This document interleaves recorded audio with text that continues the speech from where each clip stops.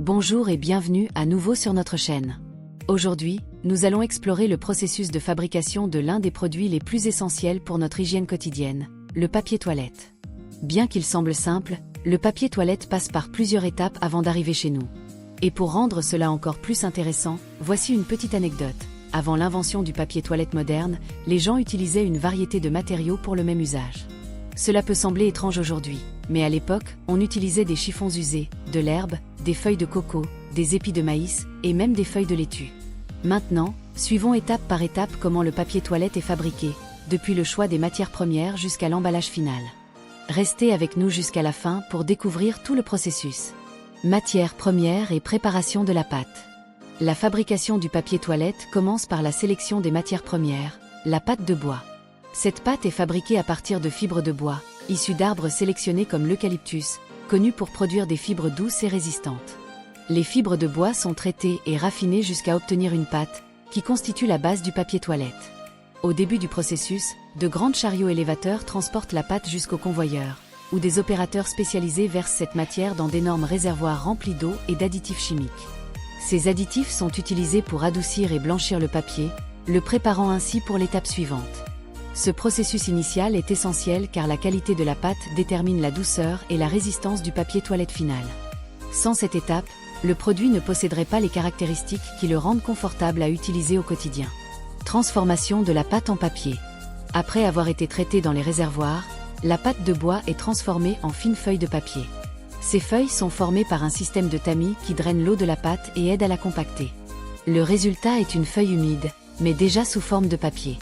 Ces feuilles sont ensuite enroulées en grandes bobines, appelées bobines jumbo, qui peuvent peser des centaines de kilos. Chaque bobine permet de produire des milliers de mètres de papier toilette. Ces bobines géantes sont étiquetées et stockées jusqu'à ce qu'elles soient prêtes à être envoyées dans les usines de papier toilette, où elles seront découpées et préparées pour l'utilisation. Ce stockage est crucial, car il permet à l'usine de travailler par lot et de garantir qu'il y a toujours du matériel disponible pour la production. Production du cylindre et enroulement. Dans les usines, le papier toilette commence à prendre la forme que nous connaissons. La première étape est la production du cylindre, qui est le tube en carton qui soutient le rouleau de papier toilette.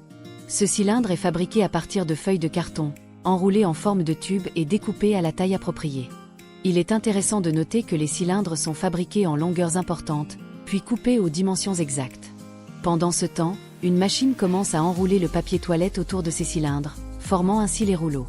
Le papier est enroulé en fonction de la quantité programmée pour chaque rouleau, garantissant que tous ont la même longueur et épaisseur. Après l'enroulement, l'extrémité du papier est scellée pour que le rouleau ne se déroule pas pendant le transport et le stockage, préservant ainsi la qualité du produit. Découpe et finition. Maintenant que les rouleaux de papier toilette sont prêts, ils passent à la phase de découpe. Ici, des scies automatiques sont utilisées pour couper les rouleaux à la taille finale, donnant ainsi au papier toilette la forme que nous voyons sur les étagères des supermarchés. Chaque rouleau est coupé avec précision pour garantir qu'il soit prêt à l'emploi. Après la découpe, les rouleaux subissent un contrôle qualité finale pour s'assurer qu'il n'y a pas de défaut et que le papier est parfaitement enroulé.